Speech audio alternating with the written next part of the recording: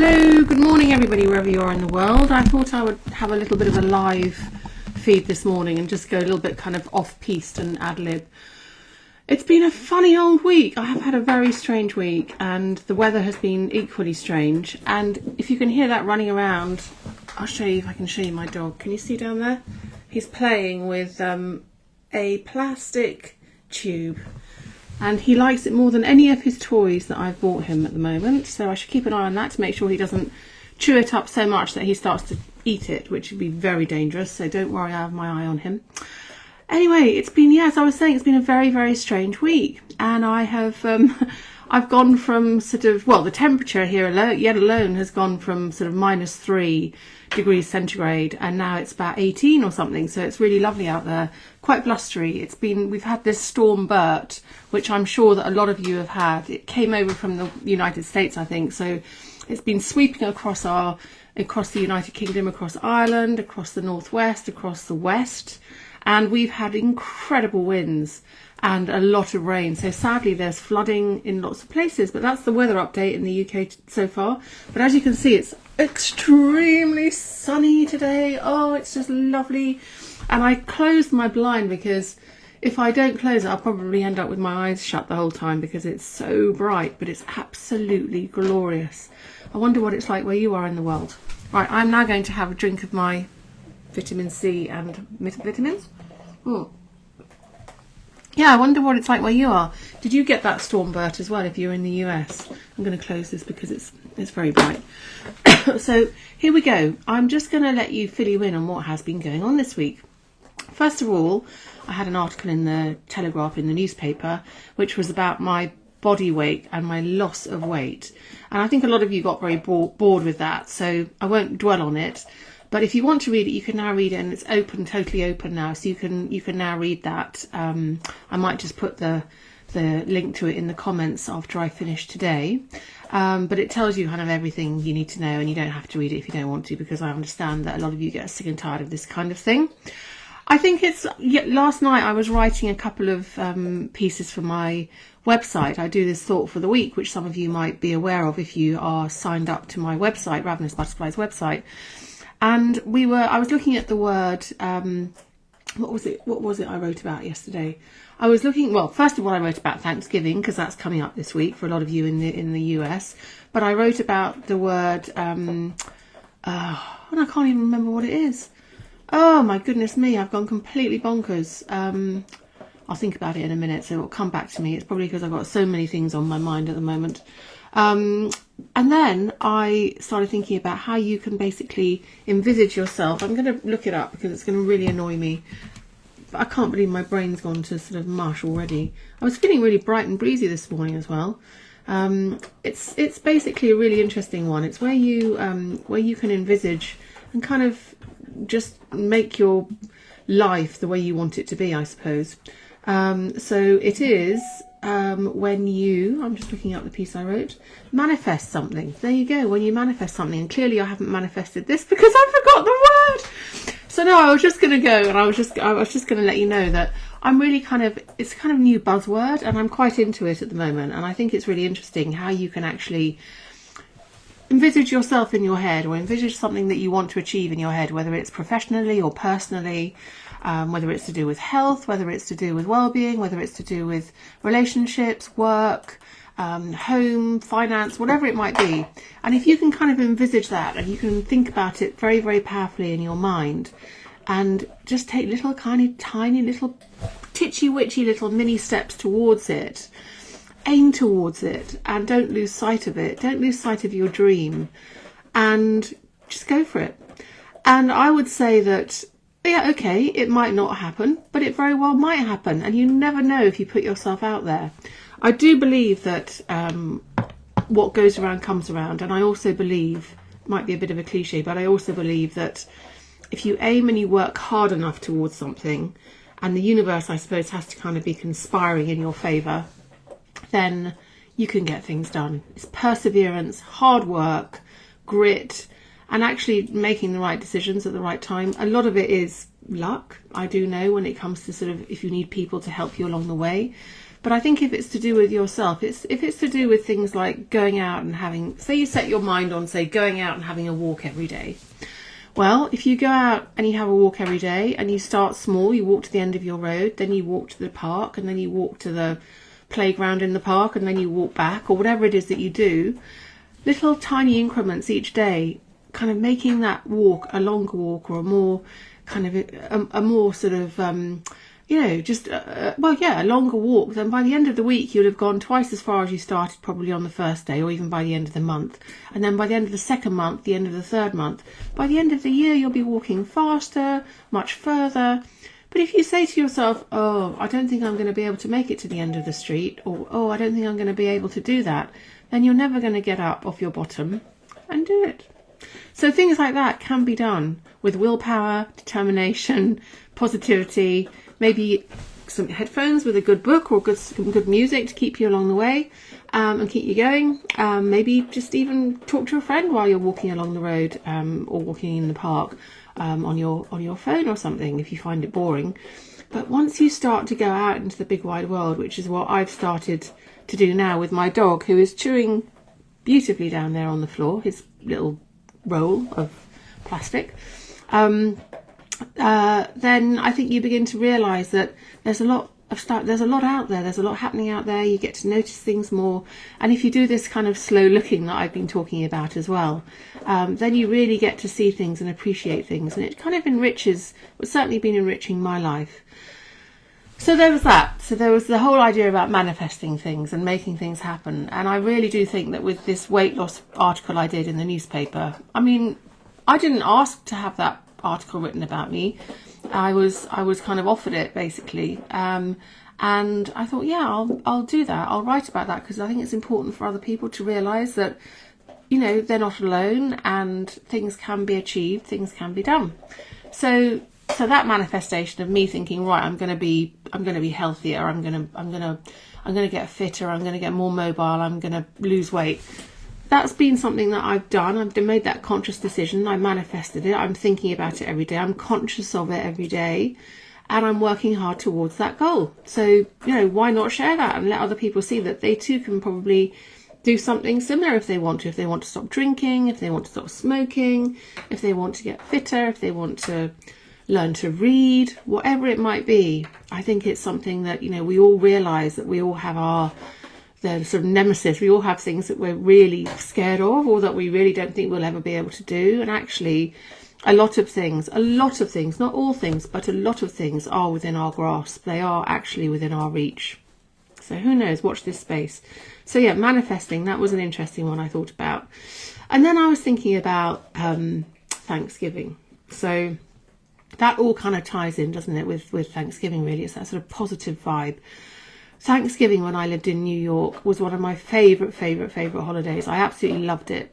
And the reason I loved it was because it was the most uncommercial of all of the holidays in the States. And it seemed to me that at Thanksgiving, okay, you can, you know, buy the napkins with the turkey on, or you can do whatever, or you can opt out of Thanksgiving if you don't believe that it's politically appropriate or correct.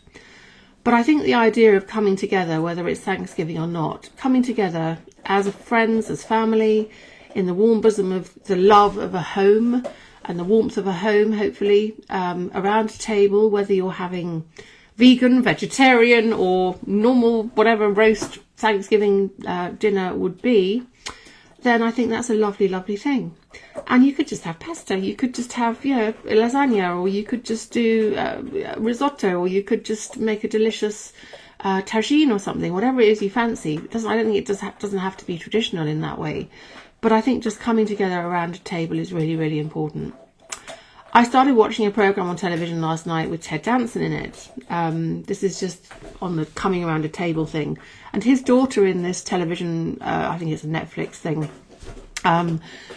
they've got 3 children, and they wonder why their 3 boys are so dysfunctional, as in they don't talk to them, they don't communicate, they're always on their devices, they're always doing something else, whether it's their maths or their on their tablet or whatever it is, watching the game on the telly, whatever. And they give the kids their food while they're doing all of that. And then the parents, the mum and dad, go and eat separately in another room, and they have this, whatever they eat, around the table. And I was a firm believer, and my mum, actually, one of the really good things that she sort of taught me was a family who eats together stays together. Well, sadly, my parents got divorced and so did I, so that didn't work. But I still do believe that sitting around a table together, eating together, all eating pretty much the same food, if you can do that. I understand dietary requirements and what have you, but don't sort of kowtow to somebody wants pizza, somebody wants jacket potatoes, somebody wants lasagna, somebody wants roast beef. Everyone's going to have jacket potatoes. If you don't want a jacket potato, then just eat the salad and the tuna or whatever it is. If you don't want lasagna, then just have the vegetables. You know, it's like, I'm sorry. And everybody just learns how to kind of cooperate and communicate and come together and talk about their day. And if you can do that, and if you're not working all hours under the sun, and you can come together, even if it's just on the weekends, once a week on a Sunday, maybe a Sunday lunch, maybe, movie night on a Friday night, whatever it might be, then I think it's a really, really good idea. We used to have this tradition when I was at home, and all my kids were at home. And my ex-husband used to work abroad a lot, and so he was always away, mostly during the week, and or 3 nights a week, something like that. And when he came home on the weekends, he was so exhausted, it was. But we all sat around the table. We all had a really nice Saturday and Sunday lunch, and we'd go out for lunch, a nice walk, whatever it was. And I think that was really one of the happiest memories I have of being married with the family all together. And I would say some of my really good memories were, say, on a Friday night, I'd do 2 things. It would either be, children used to love barbecue ribs, so I'd do barbecue ribs, corn, jacket potato, whatever, and they'd have that, and we'd have that, and then we'd watch a movie, or we'd have, as they got older, we'd have movie night. And I don't know why, but it was always, maybe it's because it was the time when I was separated. I didn't have any money, and I had to make it kind of comfort food, I suppose. So I used to make macaroni cheese, yummy macaroni cheese, with sort of, often I put sort of little cherry tomatoes or sliced tomatoes on top, which they love. A nice big salad, and we'd have that watching a movie on a Friday night. And actually, my really good friends Pandora and Rob used to come around, and we used to do that all together, and it was just a brilliant way of getting everybody over and everyone together, the warmth and love in the same room, for actually not very much money, because how much does it cost to make mac and cheese? Not very much, and it was so delicious. So yeah, I remember that. I think it's Thanksgiving, going back to Thanksgiving and everybody coming around a table. It's such a lovely tradition. And I know that the political aspect of it is not very savoury. It's not good at all. And I know that that the Native American Indians and the devastation that was caused by the settlers, whether it be from land grabbing and taking away everything that belonged to them, really. And also the disease that we brought with us, or the settlers brought with them when they arrived, syphilis, smallpox, all sorts of things like that, was absolutely devastating to the Native American Indians and the native people of the plains and the mountains and the country of North America. And also just basically things like alcohol and guns, and I mean, it wasn't we really, as Westerners, we really didn't do a very good job of that, and we haven't done a very good job of it.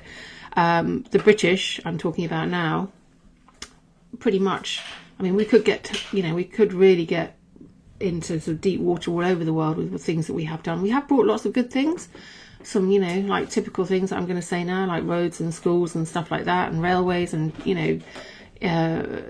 that kind of thing, but it hasn't been great on many other aspects. Anyway, I'm diversifying. I'm talking about Thanksgiving. I'm talking about the pleasure and the joy of coming together as a family, friends, that kind of thing, and that's going to be happening on Thursday.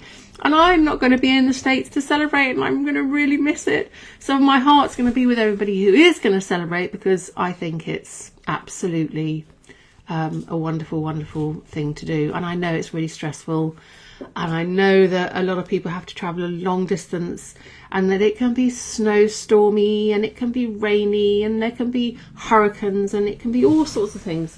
I've got my dog here, he's trying to He wants my attention. But at the end of the day, I think the idea and the actual process of coming together is a wonderful, wonderful thing. And I think it's important to do while you can, while all your relatives are still alive. Let me see if I can... Oh, I can't get my dog. I was going to show you my dog, but I can't get him. He's too fast. So yeah, no, I think it's a lovely thing. And I wish I was celebrating with my friends and my family over the table with nice juicy turkey and some pumpkin pie and yumminess like that. Delicious, delicious. But I won't be. So I will be here with my dog, I would imagine. And I will be hopefully outside walking on that day with him and having all the joys that a puppy brought to me in abundance. And it was, so that was kind of like one of the things I wanted to discuss this morning. But the other thing is I went to see a play on Saturday evening, and it was a treat, and it was called Come From Away, and I was absolutely dreading it, but I actually had a really, really lovely evening. It was about 9/11. It was, in a nutshell, it was about planes that got diverted to a place called Gander, which is right up in kind of Newfoundland, and it was a really kind of feel-good play, musical. I'm not keen on musicals, so maybe that's why I'm not sort of exuberant about it. I much prefer a good drama or something. But anyway, it was good. Lots of people. There were standing ovations in the house, so obviously a lot of people thought it was absolutely amazing. And I'm glad that they enjoyed it, and I enjoyed it. But it certainly wasn't the best thing I've ever seen. But I would recommend it if you like musicals. And I stayed with my brother and his wife, and my son looked after my little Clemmy Bear, my dog. And it's so weird, isn't it? So I've had one dog before in my life, and sadly he had to be put down. He was 16 and a half, and he had to be put to sleep 2 years ago nearly. And it took me all of that time to decide to get another dog, because I thought I was so heartbroken, and I thought I can't put myself and everybody else through this again. So it took a lot of courage to finally decide, and I had to save up. And I finally decided to get my little Clemmy Bear, my little Cavapuchon, my toy Cavapuchon, and he's the cutest little thing. And I'm totally in love with him. I mean, I am in love with him. Now, how does that happen? How does that happen? I missed him so much. I missed him so much on Saturday night. I almost thought I'd get in the car and drive home to come and see him, because I missed him. I was only away from him for less than 24 hours. And I know he had a brilliant time, because my son was sending me videos, and they were doing lots of funny stuff, and they went on nice walks, and they had a really, really lovely time, and they really bonded as well, which I think is really, really important. So that was really nice to give them that sort of one-on-one time. But goodness me, I really, really missed him. And it's just so strange, isn't it, how you can kind of fall in love so effortlessly when you have something as gorgeous as this little one. I wonder if he's going to come up. Oh no, he's not. He's still playing with me. I can't get him up, sorry. But he's so sweet, and he's so kind, and he's so lovely, and everybody loves him. And he's just like a little ball of fluff. He's playing underneath my desk between my feet at the moment. So that's why I might be a bit like this. So yeah, so I thought in celebration of my lovely puppy and all the joy that he's bringing me, playing with his toys like a little mad thing, I'd read a couple of poems from my Mary Oliver book, Dog Songs, which is a lovely sort of compilation of poems and pieces about dogs. So I'm just going to randomly open the page, and I've opened it at the sweetness of dogs, and they are so sweet. They're so sweet because I don't know if you've ever had a dog, or if you've ever looked after a dog, or if you had a dog when you were growing up, but they are really just like humans. They respond, they talk to you, they are emotionally empathic, and they are kind and sweet. Kindness and sweetness, most of them, if you're lucky to have a really lovely dog, and mine is. And they look at you with these little eyes. I mean, I'll say it's a real cliche. They look at you with these little puppy eyes, and in my case, teddy bear eyes. And honestly, you just melt. So let's see what this Mary Oliver has to say about this. The sweetness of dogs. What do you say, Percy? I am thinking of sitting out on the sand to watch the moon rise. It's full tonight, so we go, and the moon rises. So beautiful it makes me shudder. Makes me think about time and space. Makes me take measure of myself, one iota pondering heaven. Thus we sit, myself, thinking how grateful I am for the moon's perfect beauty, and also, oh, how rich it is to love the world.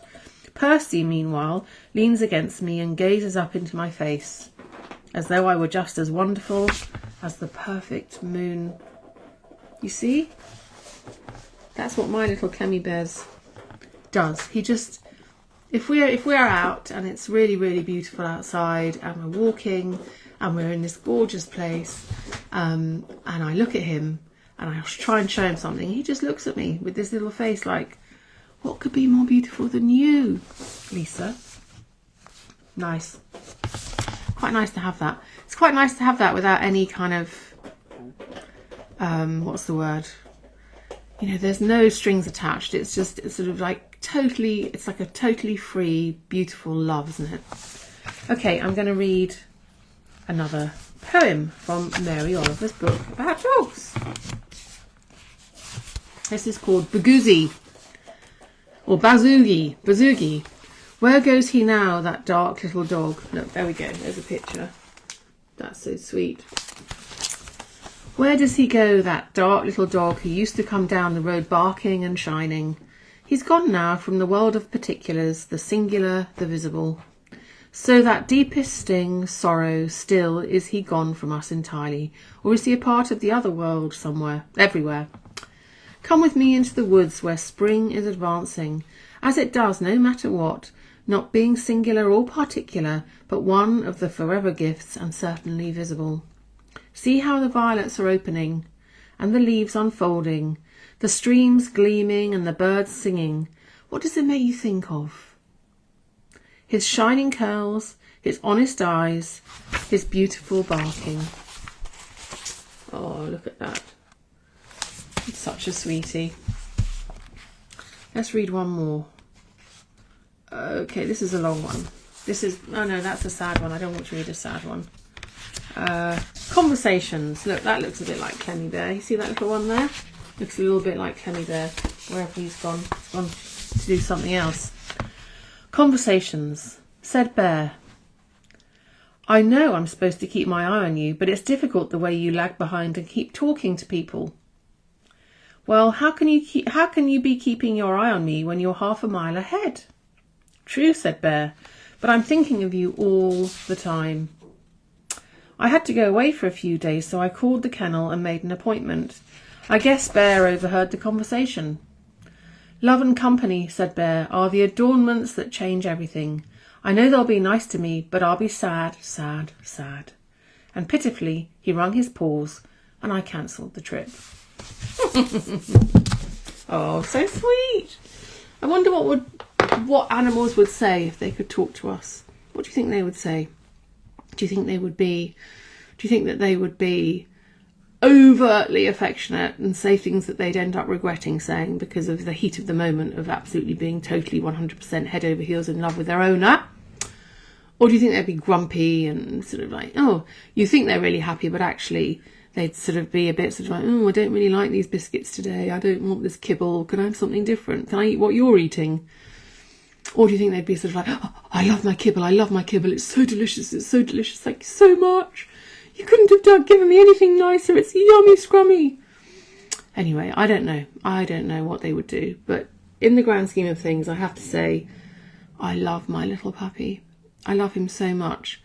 And as I said, I didn't realise that I would be able to love another dog in the same way that I loved my first dog, which was Cosmos, the wonder dog.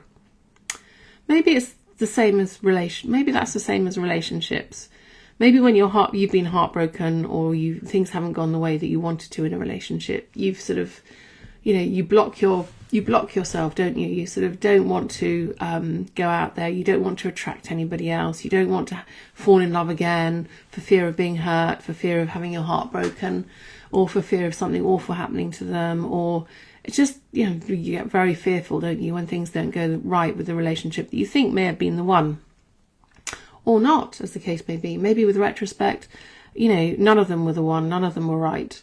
But what I'm trying to say in the roundabout way is, maybe relationships are like having dogs or like having animals. When they go and you're heartbroken, or when something awful happens and you just absolutely think, I can never love another animal like I've loved my first ever cat or my first ever parrot or whatever it is, dog, fish, lizard, tortoise, then perhaps it's important to reflect and think, actually, when you get another animal, you do love them. In fact, you do, and it feels like you love them more. And part of me feels a little bit sort of disrespectful of Cosmos, because I look at Clemmy and I think, oh, how could I love anything more than I love you? You're so beautiful. Did I ever love Cosmos as much as this? But yes, I did. I loved him as much, equally, if not more, if not the same, if not whatever. And really it doesn't matter, because it's just a different kind of love for a different kind of animal, different kind of dog. And maybe that's what happens with relationships. Maybe your heart gets broken, or you fall out of love and you think, oh no, this isn't for me. I'm not going to put myself out there again. I'm not going to go anywhere near anybody again. And then suddenly you meet somebody and there's that magic again. And it's a different kind of magic, because it's a different kind of person. And maybe you're older, you're wiser, maybe you're more distrustful. Maybe you just take your time a bit more. You don't rush into things as much. And everything sort of changes and everything's different. I don't know. What do you think? Let me know what you think about whether relationships with animals and pets are like relationships with humans. My son was looking after my dog over the weekend, and he's not had great success in love. And he's, in his late 20s. And he said to me, Mummy, I just want to have 2 dogs when I'm older. I don't think I can do this love thing. I don't think I can do relationships. And that's a bit sad. But I kind of understand, because you get this unconditional love from animals, and they are, I suppose, that dependence on you, and that need for you, and that desire to be around you and just to be with you and just to be totally happy in that sort of ecstatic state that animals can be in. So sweet. Right, let's see if I can read a couple more poems, and then I'm going to let you get on with your day. And I should get on with mine. Dog talk. Here we go. He is ahead of me in the fields, poking about the grass. By the time I reach him, the last of the newborn field mice are disappearing down his throat. His eyes roll upward to read my mood, praise, amusement, or disapproval. But I only touch his head casually and walk on. Let him make his own judgment. The mice construct thick, cupped nests deep in the grass, from which they travel along a multitude of tunnelled paths, to the creek perhaps, or into the orchard to find a bruised apple or a leaf of mint or buckberries. Then they hurry home again, to the peep and swirl of their nestings. But their babes have been crunched in Ben's molars, have begun the descent through darkness and acids toward in transformation. I hope they were well crunched. Ooh. At home, Ben wolfs his food, as the saying goes. He barely lifts his face from the bowl, scarcely breathes until all is gone. He came to us a lost dog down from the Blue Ridge, and certainly he has known trouble and probably, at least for a while, hunger. He came with a split tongue, a wound mysterious and long-healed, made perhaps on roughly opened can, or by another dog, during trough feeding. It is one of the secrets we will never know. The rip is now 1 inch long at the front of his tongue, not quite centred. Now the tongue brims forward on its final slide in 2 directions, or hangs at both sides of his right fang tooth, which stands above the mossy bulk of the tongue like a white bird on a pink sea. Other quirks and mannerisms, frights and anxieties, Ben brought with him and has kept. Mostly he wants reasonable things, quiet security, both Em and me within sight. He's frightened of lightning, brooms, kindling, backfire, and trucks generally. He loves fields, freedom, rabbit smell, rides in the car, lots of food. I think he can drink a gallon of water at a single stint. I think he can run for 8 hours without halt, or he used to. Where's Ben? Down in the creek getting muddy. Where's Ben? Out in the field eating mice again. Where's Ben? upstairs in his bedroom, sleeping on his 4 pillows and his blue blanket. Of the night and the dog you cannot elaborate the dark thickness of it as he can. You cannot separate the rich rank threads as they make their way through the grasses. Mouse, vole, mink, nails of the fox, then the thin stream of his urine drips sticking to the grass blades, necklace of pale gold. And the rabbit, his paw smell, his juice, or a single strand of fur, or a bleat from a gland under the white tail, or a bead of excrement, black pearls dropped off here and there. I have seen Ben place his nose meticulously into the shallow dampness of a deer's hoofprint and shut his eyes as if listening. But its smell is listening too. The wild, high smell of music of smell, and we know so little about it. Tonight Ben charges up the yard. Bear follows. They run into the field and are gone. A soft wind like a belt of silk wraps the house. I follow them to the end of the field where I hear the long-eared owl at wood's edge in one of the tall pines.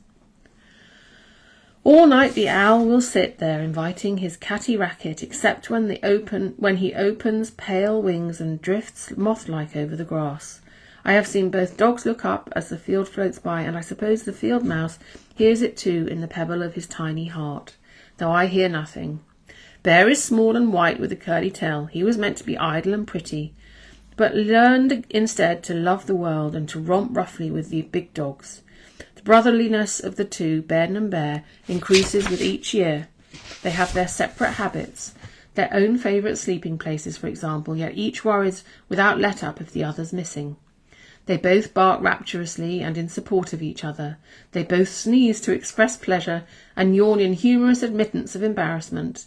In the car, when they are getting close to home and the smell of the ocean begins to surround them, they both sit bolt upright and hum. With what vigour and intention to please himself, the little white dog flings himself into every puddle on the muddy road. Some things are unchangeably wild, others are solidly tame. The tiger is wild, and the coyote, and the owl. I am tame, you are tame. There are wild things that have been altered, but only into the semblance of tameness. It's no real change. But the dog lives in both worlds. Ben is devoted. He hates the door between us. He's afraid of separation.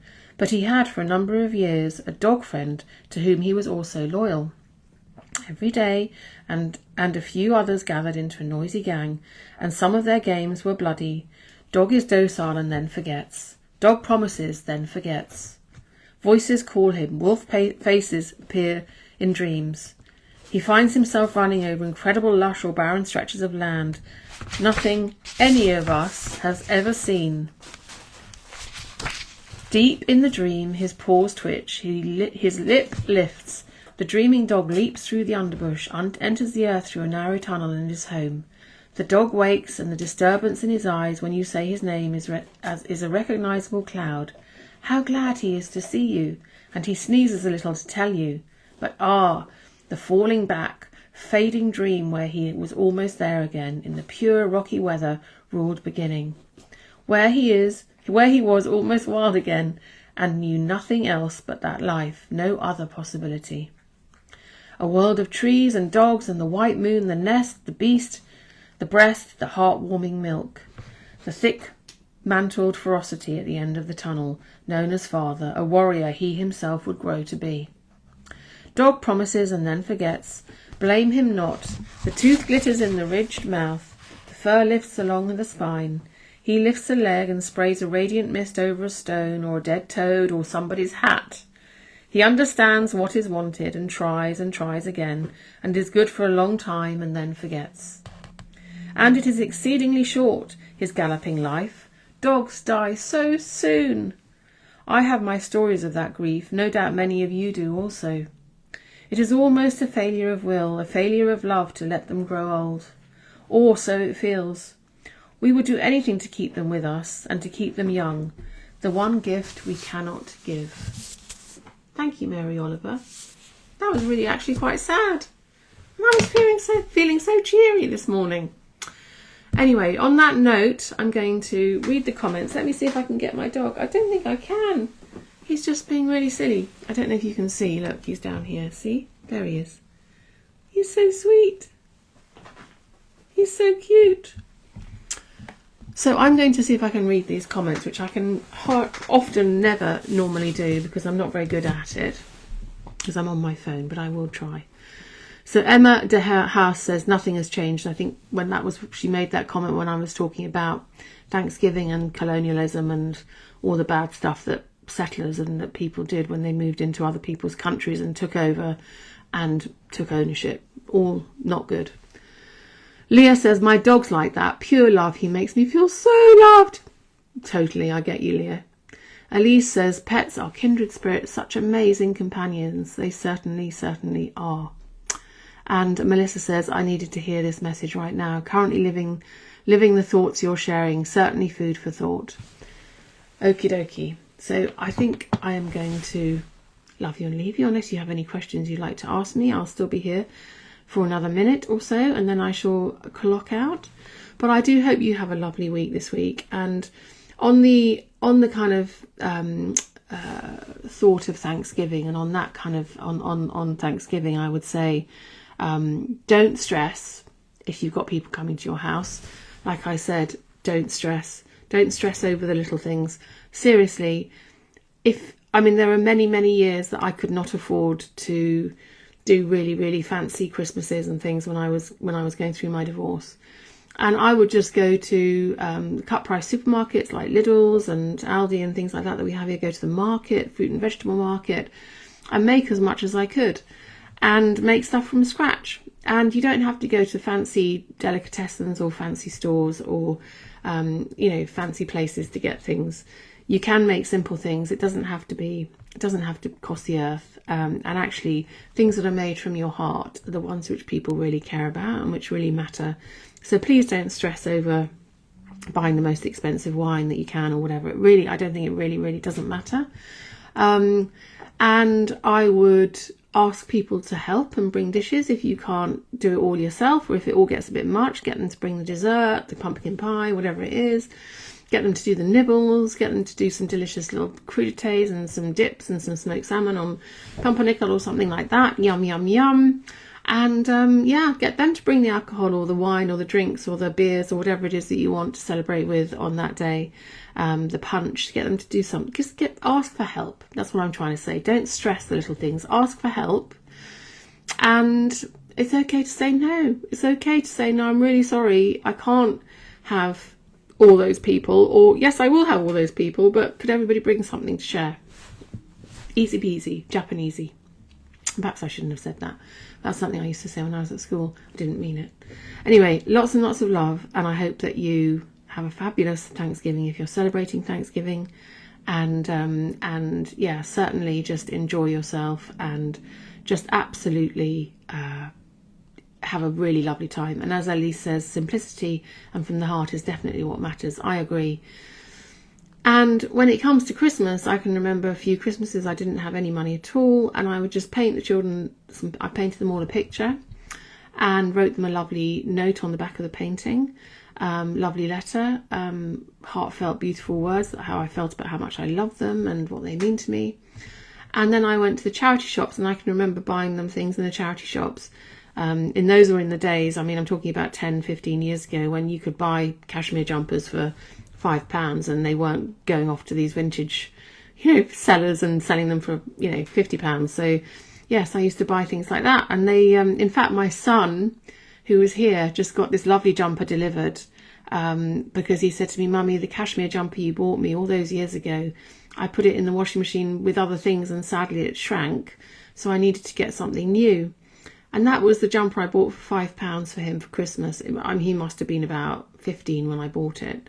And it's just, and I said, right, okay, well, it shrunk. So now it's turned into that sort of knitted felt. So why don't you make yourself a nice little bag or hat, maybe some leg warmers or a pencil case or something like that. And please don't throw it away because it's so sentimental. He said, I've already done that. I've already made a hat and some little mittens, fingerless gloves from the sleeves and things. So good for him. That's what I say. So anyway, I am going to love you and leave you. And yes, a letter. I was thinking of adding that to my children's Christmas gift this year. I think it's really important. My sister-in-law had a nativity, not a nativity, you know, when you little boxes and a little thing where you open every day for like an advent calendar, which has got little boxes and little drawers in it, which I think she bought from the shop for about £3.50. And she's filled every 24 of the days with something. And one of them is a love letter. And that was on the 25th day, actually. That's the love letter on Christmas Day. And all of the others are everything, she said, varying from paper clips, because people are always asking for paper clips, through to little gemstones, through to chocolate, through to a little mini candle, all sorts of things, a little pair of socks rolled up, all sorts of things in there. And I think that's a lovely idea. Some mini soap, some sweeties, delicious, delicious, delicious, and lovely. So anyway, I shall go. I think Anne-Marie says good morning. Good morning. I hope that is Anne-Marie. It says A-Marie, but I'm presuming it's Anne-Marie. Anyway, I'm going to say lots and lots of love to everybody. If you missed my live stream, you can watch it again. I've been reading from Dog Songs by Mary Oliver, and the last one I read was a little short story, and it was actually quite sad. So lots and lots of love. Have a fabulous, fabulous day, and enjoy yourself. And I will pop back later after I've had my little walk with my dog. Lots of love. Bye bye.